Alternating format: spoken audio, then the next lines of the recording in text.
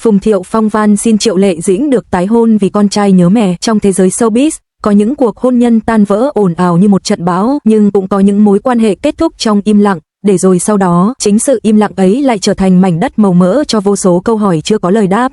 Câu chuyện giữa Phùng Thiệu Phong và Triệu Lệ Dĩnh thuộc về vế sau.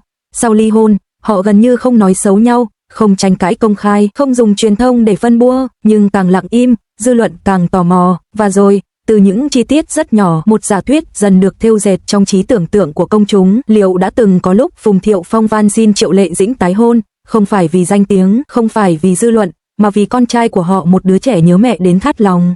Những người thân cận từng kể rằng, sau ly hôn, Phùng Thiệu Phong là người ở bên con nhiều hơn. Anh chứng kiến từng thay đổi nhỏ trong tâm lý của đứa trẻ, từ những buổi tối con hỏi mẹ đâu rồi, đến những lần con lặng lẽ nhìn những gia đình đủ đầy ngoài công viên. Có những đêm, con trai anh ôm chặt gối, thì thầm gọi tên mẹ trong giấc ngủ. Và chính những khoảnh khắc ấy, theo lời đồn đại lan truyền trên mạng xã hội, đã khiến Phùng Thiệu Phong lần đầu tiên cảm thấy nỗi day dứt của một người cha lớn hơn cả cái tôi của một người đàn ông từng tự ái trong hôn nhân.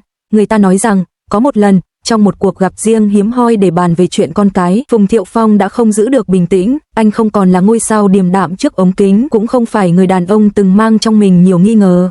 Anh chỉ là một người cha, với giọng nói trầm xuống, khàn đi, khi nhắc đến con trai.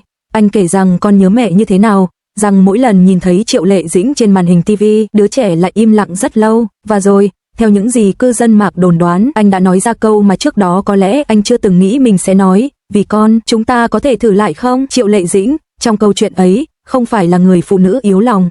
Cô lắng nghe, nhưng không vội trả lời, ánh mắt cô được miêu tả là vừa mềm mại vừa kiên định. Là một người mẹ, cô đau lòng khi nghe về nỗi nhớ của con. Nhưng là một người phụ nữ từng bước ra khỏi cuộc hôn nhân ấy, cô hiểu rõ rằng chỉ tình thương dành cho con thôi là chưa đủ để vá lại những rạn nứt cũ. Trong những năm tháng sau ly hôn, cô đã học được cách đứng vững một mình, học được rằng hạnh phúc của con không nhất thiết phải được xây dựng trên một cuộc hôn nhân gượng ép. Chính sự im lặng của Triệu Lệ Dĩnh sau lời van xin được đồn đại ấy lại trở thành điểm khiến dư luận tranh cãi nhiều nhất. Có người nói cô quá lý trí, có người trách cô quá lạnh lùng, nhưng cũng có không ít người đứng về phía cô, cho rằng một cuộc tái hôn chỉ vì con, nếu thiếu đi sự thấu hiểu và tin tưởng thực sự, cuối cùng vẫn chỉ khiến đứa trẻ chịu tổn thương nhiều hơn. Bởi trẻ con không cần một mái nhà đủ người bằng mọi giá, mà cần một môi trường đủ bình yên. Tuy vậy, câu chuyện chưa dừng lại ở đó, những khoảnh khắc hiếm hoi cả hai cùng xuất hiện vì con ở trường học, trong những buổi sinh hoạt gia đình kín đáo lại khiến tin đồn bùng lên mạnh mẽ hơn. Ánh mắt Phùng Thiệu Phong nhìn Triệu Lệ Dĩnh được cho là mang theo sự hối hận rõ rệt. Không còn là ánh nhìn của một người chồng từng nghi ngờ động cơ kết hôn, mà là ánh nhìn của một người đàn ông đã hiểu ra rằng điều anh đánh mất không chỉ là một cuộc hôn nhân mà là cật giác gia đình trọn vẹn cho con trai mình. Truyền thông Hoa ngữ từng phân tích rằng nếu thật sự có một lời van xin như thế thì đó không phải là sự yếu đuối, mà là bước ngoặt tâm lý rất lớn của Phùng Thiệu Phong. Một người đàn ông trưởng thành chỉ cúi đầu khi anh ta đã chạm đến giới hạn của nỗi đau. Và trong trường hợp này, giới hạn ấy mang tên con trai. Không phải sự nghiệp, không phải danh tiếng, mà là ấm mắt buồn bã của một đứa trẻ mỗi khi nhắc đến mẹ. Còn Triệu Lệ Dĩnh, nếu thật sự đã nghe lời van xin ấy thì quyết định của cô dù là từ chối hay do dự cũng đều không dễ dàng. Là mẹ, cô không thể không sót con, nhưng là người từng bước qua một cuộc hôn nhân không trọn vẹn, cô hiểu rằng tái hôn không phải liều thuốc chữa lành tức thì. Cô cần thời gian, cần sự thay đổi thực sự, không chỉ từ lời nói mà từ cách cả hai nhìn lại những sai lầm cũ. Chính vì vậy, trong mắt công chúng, câu chuyện Phùng Thiệu Phong van xin Triệu Lệ Dĩnh tái hôn vì con trai nhớ mẹ trở thành một biểu tượng cảm xúc hơn là một tin tức cần kiểm chứng. Nó chạm đến nỗi đau rất thật của nhiều gia đình tan vỡ, khi người lớn có thể chịu đựng nhưng trẻ con thì không. Nó khiến người ta vừa hy vọng, vừa dè dặt, vừa mong một cái kết đoàn viên, lại vừa sợ rằng đoàn viên ấy chỉ là lớp vỏ che đậy cho những vết thương chưa lành. Cho đến hôm nay, không ai biết liệu lời van xin ấy có thật hay không, nhưng điều chắc chắn là con trai của họ luôn là sợi dây liên kết mạnh mẽ nhất giữa hai người.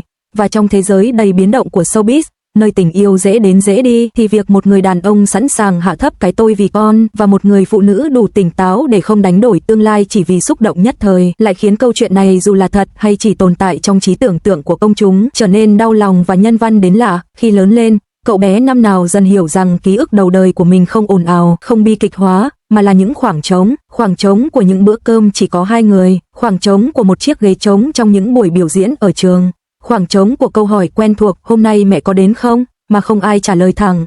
Lúc nhỏ, cậu chỉ biết nhớ, lớn hơn một chút, cậu học cách im lặng, và khi đã đủ lớn để hiểu chữ ly hôn, cậu mới nhận ra người lớn chia tay không phải lúc nào cũng vì hết yêu, mà đôi khi vì họ không còn biết cách yêu nhau cho đúng. Cậu nhớ rất rõ những lần hiếm hoi ba và mẹ cùng xuất hiện. Không khí khi ấy luôn lạ lẫm, không căng thẳng, nhưng cũng chẳng tự nhiên. Họ nói chuyện với nhau bằng giọng rất lịch sự, rất cẩn trọng, như hai người quen cũ sợ chạm vào ký ức đau. Cậu đứng giữa, tay nắm tay ba, ánh mắt lại tìm mẹ, cảm giác mình là sợi dây mỏng manh nối hai thế giới đã rẽ đôi. Khi còn nhỏ, cậu từng tin rằng chỉ cần mình ngoan hơn, học giỏi hơn, hát hay hơn thì ba mẹ sẽ quay về. Niềm tin ấy ngây thơ nhưng dai dẳng, tồn tại rất lâu trong trái tim một đứa trẻ. Đến khi trưởng thành, cậu mới hiểu vì sao mẹ luôn mỉm cười nhưng hiếm khi nhắc đến ba, và vì sao ba mỗi lần nghe tên mẹ lại trầm lặng rất lâu. Cậu bắt đầu nhận ra những hy sinh âm thầm. Mẹ chọn mạnh mẽ để không khiến con lo lắng, ba chọn chịu đựng để con không phải đứng giữa những cuộc tranh cãi. Và rồi, trong một lần rất tình cờ, cậu nghe được câu chuyện năm xưa, câu chuyện về việc ba từng mong được quay lại, không phải vì sĩ diện, không vì dư luận, mà vì nỗi nhớ mẹ của chính cậu. Khi nghe đến đó, cậu không giận, cũng không vui, chỉ thấy tim mình trùng xuống. Hóa ra những đêm cậu gọi mẹ trong mơ, những lần cậu lặng im nhìn ảnh gia đình cũ đã từng trở thành lý do khiến ba cúi đầu, nhưng mẹ đã không gật đầu ngay, không phải vì mẹ không yêu, mà vì mẹ hiểu, nếu quay lại chỉ vì con thì con sẽ là người chịu trách nhiệm cho hạnh phúc của người lớn, một gánh nặng mà không đứa trẻ nào nên mang. Phiên bản cảm động nhất của câu chuyện ấy không nằm ở việc họ có tái hôn hay không, mà nằm ở khoảnh khắc cậu khi đã đủ lớn nói với cả hai điều mà ngày xưa cậu chưa từng nói trọn vẹn. Trong một buổi tối rất bình thường, không sân khấu, không ống kính, cậu nhìn ba mẹ và nói bằng giọng bình thản của một người đã hiểu chuyện: con từng ước ba mẹ quay lại, nhưng bây giờ con chỉ mong ba mẹ hạnh phúc, dù là bên nhau hay không. Khoảnh khắc ấy, theo cách người ta vẫn hình dung, là khoảnh khắc thời gian chậm lại. Ba cúi đầu, đôi mắt đỏ hoe, mẹ quay đi rất nhanh, nhưng không giấu được giọt nước mắt rơi xuống. Không ai nói lời xin lỗi, nhưng tất cả đều hiểu rằng mỗi người đã cố gắng theo cách của mình, hiểu rằng tình yêu có thể đổi hình dạng, nhưng trách nhiệm và yêu thương dành cho con thì chưa từng vơi đi. Nếu câu chuyện này được dựng thành một bộ phim, cao trào không phải là cảnh van xin tái hôn, mà là cảnh một đứa trẻ lớn lên đủ để giải phóng cha mẹ khỏi mặc cảm. Cậu không còn là lý do để níu kéo, mà trở thành minh chứng rằng dù gia đình không còn nguyên vẹn theo nghĩa truyền thống, tình thân vẫn có thể tồn tại theo một hình thức trưởng thành hơn, lành lặn hơn. Và có lẽ, với cậu, ký ức đẹp nhất không phải ngày ba mẹ bên nhau, mà là ngày cả hai học được cách buông tay đúng lúc để mỗi người có thể sống thật với chính mình, và để cậu được lớn lên trong sự thật, chứ không phải trong một cuộc đoàn tụ gượng ép. Đó là phiên bản cảm động nhất, không nước mắt ồn ào, không phép màu tái hợp, chỉ có sự thấu hiểu đến muộn, nhưng đủ sâu để chữa lành. Khi con nói xong câu ấy, Triệu Lệ Dĩnh không trả lời ngay. Cô im lặng, không phải vì không biết nói gì, mà vì trái tim cô bỗng dưng chật đến mức không còn chỗ cho lời nói. Trong giây lát, cô nhìn thấy cùng lúc rất nhiều phiên bản của chính mình. Người phụ nữ trẻ bước vào hôn nhân với tất cả hy vọng, người mẹ ôm con trong căn phòng yên tĩnh sau ly hôn, và người phụ nữ của hiện tại đứng trước đứa con đã đủ lớn để nói những lời mà người lớn nhiều khi không đủ dũng khí thốt ra. Cô từng nghĩ mình mạnh mẽ, từng tin rằng chỉ cần không khóc trước mặt con, chỉ cần luôn tỏ ra ổn, thì con sẽ ổn. Nhưng khoảnh khắc ấy, khi nghe con nói, con chỉ mong ba mẹ hạnh phúc, dù ở bên nhau hay không, cô hiểu ra một điều khiến tim mình thắt lại. Hóa ra con đã nhìn thấy tất cả từ rất lâu. Con đã hiểu nhiều hơn cô tưởng, và đã âm thầm gánh giúp cô một phần nỗi đau mà cô nghĩ mình giấu rất kỹ. Trong đầu Triệu Lệ Dĩnh lúc ấy, những câu hỏi cũ quay trở lại. Cô nhớ lần Phùng Thiệu Phong từng nói về nỗi nhớ mẹ của con, nhớ ánh mắt anh khi nhắc đến hai chữ gia đình. Cô nhớ mình đã do dự, đã tự hỏi liệu mình có ích kỷ không khi không gật đầu. Nhưng giờ đây, nghe chính con nói ra mong ước ấy theo cách trưởng thành đến đau lòng, cô bỗng hiểu, nếu ngày đó cô quay lại chỉ vì con, thì hôm nay con sẽ lại phải nói thêm một câu khác, câu xin lỗi vì đã khiến người lớn hy sinh bản thân. Cô nhìn con, nhìn gương mặt đã mang nét của cả hai người, và lần đầu tiên cho phép mình yếu đuối, không phải trước công chúng, không phải trước truyền thông, mà trước chính đứa trẻ mà cô đã sinh ra. Cô nhận ra rằng tình yêu lớn nhất của một người mẹ không phải là cho con một gia đình đủ người bằng mọi giá, mà là cho con sự thật, sự bình yên và quyền được lớn lên mà không mang cảm giác tội lỗi vì hạnh phúc của cha mẹ.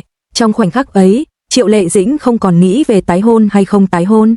Cô chỉ nghĩ về con, nghĩ về việc con đã học cách yêu thương cả hai người theo cách không đòi hỏi, không níu kéo. Nghĩ về việc, có lẽ, chính con mới là người đã hoàn thành nốt phần trưởng thành mà cô và Phùng Thiệu Phong còn dang dở. Con không chọn đứng về phía ai, không chọn ước mơ đoàn tụ bằng mọi giá. Con chọn mong ước hạnh phúc, một khái niệm rộng hơn, khó hơn, nhưng cũng nhân văn hơn rất nhiều. Cô hít một hơi thật sâu, đặt tay lên vai con. Trong ánh mắt ấy không còn sự áy náy, cũng không còn nỗi sợ, Chỉ có sự biết ơn vì con đã không oán trách, biết ơn vì con đã cho cô thấy rằng quyết định năm xưa dù đau không phải là sai lầm. Và trên hết, biết ơn vì con đã cho cả hai người lớn một lối thoát khỏi câu hỏi, nếu như, đã ám ảnh suốt nhiều năm, nếu có một giọt nước mắt rơi xuống lúc ấy, thì đó không phải là nước mắt của tiếc nuối, mà là nước mắt của sự nhẹ nhõm. Triệu Lệ Dĩnh hiểu rằng, từ giây phút này cô không cần phải sống để chứng minh điều gì cho ai nữa. Cô chỉ cần sống sao cho con nhìn vào và tin rằng dù gia đình không còn nguyên vẹn theo hình thức cũ, tình yêu trong gia đình ấy chưa từng biến mất, nó chỉ trưởng thành theo một cách khác.